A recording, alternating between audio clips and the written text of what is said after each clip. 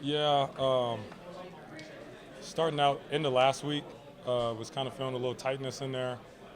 Second play of the game, probably took a wrong step, trying to push off it on that quarterback keeper. It just kind of felt like a big pop in there, like a big strain. Got back in here, got some treatment on it. Feels really well right now. The guys in here have been taking care of me. And then with this schedule, with Christmas having off, and us coming in here on Tuesday, they gave me a little extra few days to let it rest up. So it feels great right now. It looked like you ran it pretty well though the rest of the game.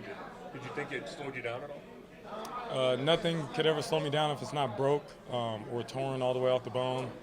I'll play with any injury there is, and that's just kind of how I've always been, whether it dates back to college or whatever. I live for moments like those to, go out there and play. So I wouldn't want anything to take away from that. So. You had to throw a lot in Cincinnati. Wouldn't you like to see a little more balance in the play selection? That's not my job. My job is to go out there and run this offense and get us up and down the field and score each and every drive. And like I said, in each and every drive with a kick. And right now, we're focusing on not trying to beat ourselves. The turnovers, the penalties, the things that set us back offensively is really the things we're trying to work to clean up. So. Dorian, we saw the clip on Hard Knocks where you're sitting in the room with Jameis and he's kind of walking you through his weekly routine, what he does each day of the week. What did that mean to you? The fact that he's taking the time to kind of walk you through his processes, and then also too, what did you learn from it? What do you feel like you can implement from that to help you? Since I've gotten here, as you guys know, there's been a bunch of veteran quarterbacks that have come through so far in my year and a half of being here. And with every guy that comes through here, I've done the exact same thing, trying to ask them as many questions as possible. Like I said, I'm still a young guy, so trying to build up my routine and repertoire as I go through this thing, even though I feel like I've set a pretty good foundation for it. But Jameis has been, like I said, great all year, whether I'm up, Deshaun's up, whoever's in there, or whether he's in there. Just showing, like I said, he's been around guys like Drew Brees and Tom Brady, so I'm sure he's asked the same questions. But Jameis has helped out a lot with just being able to see things pre-snap, coverages, fronts, eliminate things from your reads a little bit quicker, earlier, getting into different protections, tips and tricks that he's learned along the way. Like I said, that could only help me out, so I figured I'd ask. The game didn't go the way you wanted, obviously, but do you feel better having been through it, and now you're in a little bit of a routine as the starter? Tony, you could have asked the same thing last year. We're not going to use that as an excuse anymore. Like I said, this isn't my first time playing. I'm not a rookie no more, so I can't use that as an excuse. I got to go out there and be able to execute. And when things don't go right, don't make a bad play worse. And like I said, those are kind of the things I'm working to eliminate. At least you have something to look at and correct. Yes. You feel good about correcting that. Yeah, of course. That's what Monday through Friday is for. And definitely coming in here being a big self-critic of myself on Monday. And really, dissecting that film for each play as its own, and not trying to, sugarcoat stuff or point fingers here and there. Like looking myself truly in the mirror on each and every play, good or bad, just so we can correct it up and clean it for next week.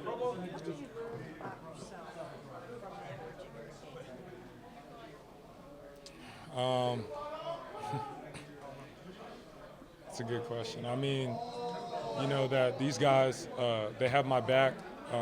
They were encouraging me not only during the game but after the game. I think everybody in here sees the potential, and that's probably the most frustrating thing to me is that I'm not showing it right now, and so that's what I'm working towards, is trying to be able to put a complete full game out there on Sunday. So. We talked to Jerry about just you guys continuing to kind of get on the same page and work through some things, and as you're building chemistry with a receiver, just how does that process go? What are those conversations like? Yeah, getting the ball. That's probably the biggest thing. He's a great receiver, great route runner, knows how to create separation.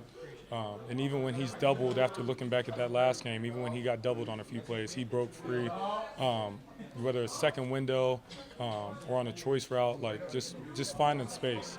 And so that's probably the biggest thing, is making sure I can trust him his routes, and then obviously he's going to trust me to put the ball where it's supposed to. So that's probably the biggest thing. We're getting on the same page with him is, just doing my part and getting him the ball. Did you work out yourself getting off of him too quickly? Yeah, for sure. Again, I'm trying to go through my reads.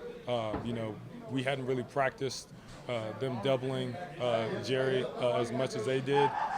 So kind of had to adjust on the fly. But again, that falls back on me on knowing the timing and spacing of the concepts, and then just trusting our best receiver.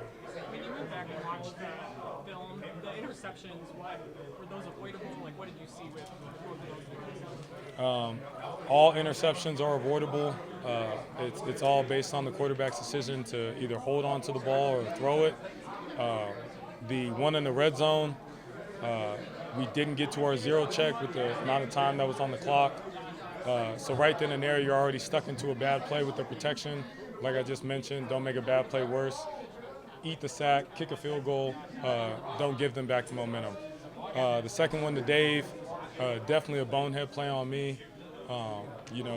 Like I talked about on Sunday, trying to give one of our best 50-50 ball players a chance right there. But again, that goes back to, don't put the ball in harm's way. The quarterback rule that lives for 100 years of don't throw late over the middle. And really just trusting my legs like I had been bragging about and talking about all last week, to be able to use it in that situation instead of trying to throw up a play. So, When you went back and watched it, what could you have done, if anything, to help negate some of those negative plays? Right, I think it's 5 sacks, and a couple of those runs. The guy comes off the edge and tackles your philosophy. Is there something you could have done to avoid some of those? Yeah, for sure. Definitely the sacks. It's a big emphasis for me this week is stepping up in the pocket. I did for the majority of the game, but like you said, a few of those plays, they caught me where it was a 6-yard sack instead of being a 1 or 2 yard sack, and we're in 2nd and 12 instead of 2nd and 15. And then really the run plays early on in the game, they had a great plan, blitzing the nickel. Wasn't too much I could do. It's not like I could have seen the rotation or anything with the motions. And so I'd say that was definitely a good defensive call on their part. But definitely the sacks, I could definitely do a lot better job in that area for sure. If you've been studying this Miami defense, what concerns you most as you prepare to face them? Yeah, it's a disguised defense. They may not zero you or pressure you a bunch, but they're going to run a ton of games up front. They're going to switch the coverage on you every down and really try to make the quarterback think. So, again, that falls on me not putting the ball in harm's way and keeping us moving on 1st and 2nd down so we're not stuck in 3rd and longs. You don't have David or Sid this year. How are you going to get this? Yeah, we didn't have said last game, and Dave was banged up for most of last game. So it's going to be the same game plan, same process for me in terms of going through my reads. Like I said, we still have Jerry, our best receiver, so really focusing on getting him the ball. And then other than that, we got great talent in the receiver room and at tight end, guys that I trust fully with Jordan Akins, Blake Whiteheart, and then obviously E. Moore, and those guys that are stepping up in the receiver room for sure. So I have no worries come Sunday. I was just out there at practice today, and it looks seamless. So, like I said, I'm not worried about that. Is it when Joe Burrow says to stick with your legs and keep with that kind of reinforce your own beliefs? Yeah, we both are coached up by the same trainer in the off season. I watch a ton of his tape. Me and Jameis actually talk about how efficient he moves in the pocket. It's something we try to emulate.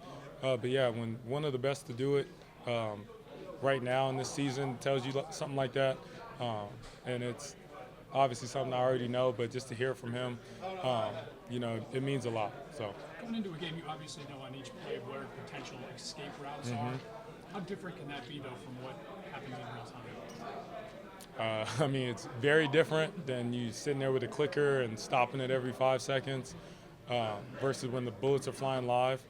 But yeah, you kind of know based off of whether it's personnel, how their front is lined up pre-snap, how we're blocking, the protection we're sending to of kind of where your escape routes are going to be. And then you also got to take into account where your routes are going to end up going to, so that way you have somebody to throw to if the defense does want to come up on you. So, Thanks, Ryan. thank you guys.